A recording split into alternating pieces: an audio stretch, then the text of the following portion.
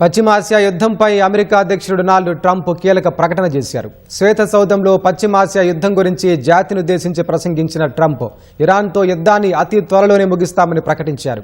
Iran నాయకత్వాన్ని, అణ్వాయుధ సామర్థ్యాన్ని, సైనిక శక్తిని అమెరికా దళాలు నాశనం చేశాయని చెప్పారు.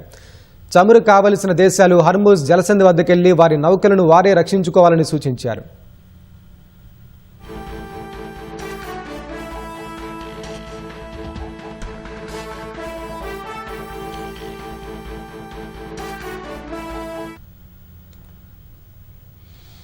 ఇరాన్ యుద్ధాన్ని అతి త్వరలో ముగిస్తామని అమెరికా అధ్యక్షుడు ట్రంప్ తెలిపారు. ఇరాన్ కీలక నాయకత్వం అంతా అంతమైపోయిందని, ఆ దేశ నౌకాదళం, వాయుసేనను అమెరికా నాశనం చేసిందన్నారు.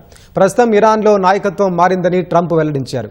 శ్వేత సౌధంలో ఇరాన్ యుద్ధంపై జాతిని ఉద్దేశించి ప్రసంగించిన ట్రంప్ అమెరికా భద్రత కోసమే ఆపరేషన్ ఎపిక్ ఫ్యూరీని చేపట్టినట్లు తెలిపారు.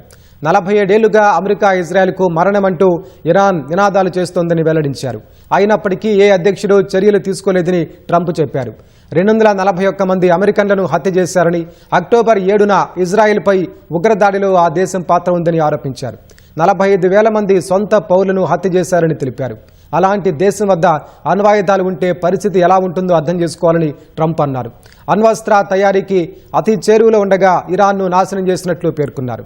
భవిష్యత్తులో ఇరాన్ అణ్వాయుధాన్ని కలిగి ఉండేందుకు అమెరికా అనుమతించదని తేల్చి చెప్పారు.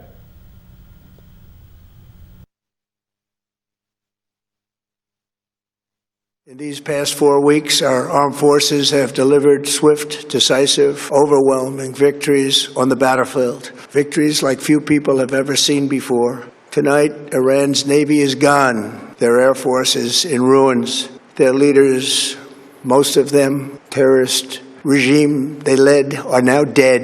Their command and control of the Islamic Revolutionary Guard Corps is being decimated as we speak. Their ability to launch missiles and drones is dramatically curtailed, and their weapons factories and rocket launchers are being blown to pieces. Very few of them left. Never in the history of warfare has an enemy suffered such clear and devastating large-scale losses in a matter of weeks.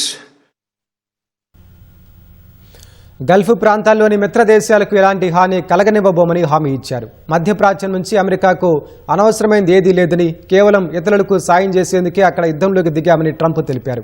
ఇంధనం అవసరమైన దేశాలు Hormuz జలసంధి వద్దకెళ్లి నౌకలను రక్షించుకుంటూ చమురు తెచ్చుకోవాలని సూచించారు. యుద్ధంలో తమతో కలిసి రావాలని కోరినప్పుడు ఏ దేశం రాలేదన్న ట్రంప్ ఇప్పటికైనా ధైర్యం తెచ్చుకుని హర్ముజ్ వద్దకు వెళ్లాలని, లేకపోతే అమెరికా చమురును కొనాలని సలహా ఇచ్చారు. I have a suggestion. Number one, buy oil from the United States of America. We have plenty. We have so much. And number two, build up some delayed courage. Should have done it before. Should have done it with us, as we asked. Go to the Strait and just take it. Protect it. Use it for yourselves. Iran has been essentially decimated. The hard part is done, so it should be easy.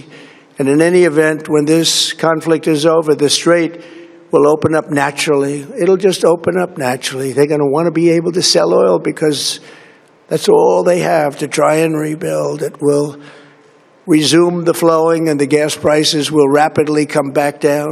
Stock prices will rapidly go back up. Iran వెంటనే ఒప్పందం చేసుకోకపోతే ఆ దేశ విద్యుత్ సదుపాయాలపై దాడులు చేస్తామని Trump హెచ్చరించారు. రానున్న 2-3 వారాలతో పాటు ఇరాన్పై భీకర దాడులుంటాయని వెల్లడించారు.